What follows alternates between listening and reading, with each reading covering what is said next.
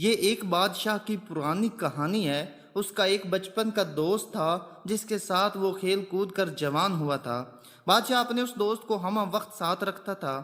اس کی عادت تھی کہ اس کی زندگی میں خواہ کوئی بھی اچھی بری بات ہو، وہ ہمیشہ یہی کہتا کہ جو ہوتا ہے اچھے کے لیے ہوتا ہے۔ ایک دن بادشاہ اور اس کا دوست شکار کے لیے جنگل میں گئے۔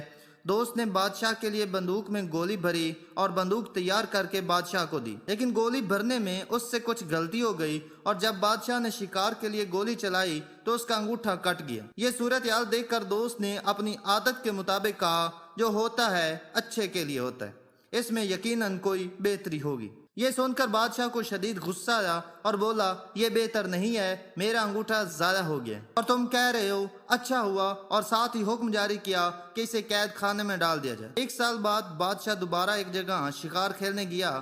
وہاں بدقسمتی سے اسے آدم خور جنگلیوں نے پکڑ لیا اور اپنے علاقے میں لے گئے۔ انہوں نے بادشاہ کے ہاتھ باندھ دیے۔ اب آگ جلا کر وہ بادشاہ کو جلانے ہی والے تھے کہ ان کی نظر بادشاہ کے انگوٹھے پر پڑی تو پتہ چلا کہ بادشاہ ایک انگوٹھے سے معذور ہے۔ فہمی اور توہم پرست قوم ہونے کی وجہ سے وہ کسی نامکمل انسان کو نہیں کھاتے تھے، لہٰذا انہوں نے بادشاہ کو رہا کر دیا۔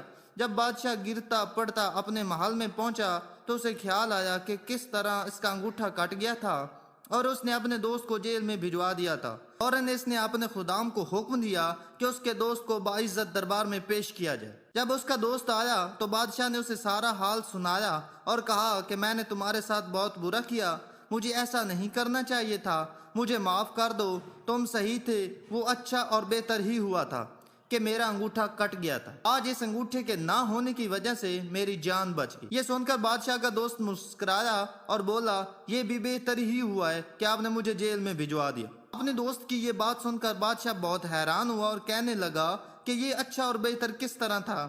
تم ایک سال تک جیل میں رہے اور کہہ رہے ہو کہ اچھا ہوا۔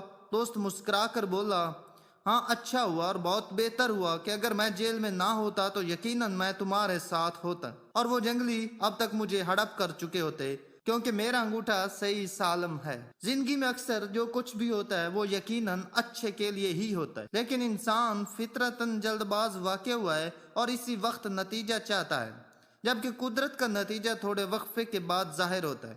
فرق صرف اتنا ہے کہ امید کا سہارا کبھی نہیں چھوڑنا چاہیے اور سوچ ہمیشہ مثبت رکھنی چاہیے۔